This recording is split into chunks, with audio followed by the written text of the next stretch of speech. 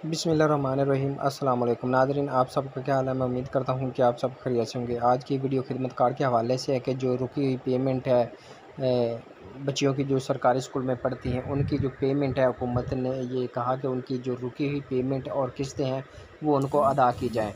तो इसी में के सिलसिले में आज बात करते हैं। इससे पहले आपसे छोटी सी रिक्वेस्ट है कि अगर मेरे चैनल पर आप पहली दफ़ा तशरीफ़ लाए हैं तो मेरे चैनल को लाजमी सब्सक्राइब, लाइक और साथ वाली बेल आइकन को ऑल पर प्रेस कर दें ताकि हर आने वाली वीडियो का नोटिफिकेशन आपको बर वक्त मिलता रहे। क्योंकि मैं बेनज़ीर कफ़ालत प्रोग्राम, खिदमत कार्ड, स्कूल वजीफ़ा कार्ड, बहिम्मत बुजुर्ग कार्ड, ज़ेवर तलीम प्रोग्राम के हवाले से जो भी नई अपडेट होती है उसके बारे में वीडियो अपलोड करता रहता हूँ ताकि आपको इन्फॉर्मेशन मिलती रहे।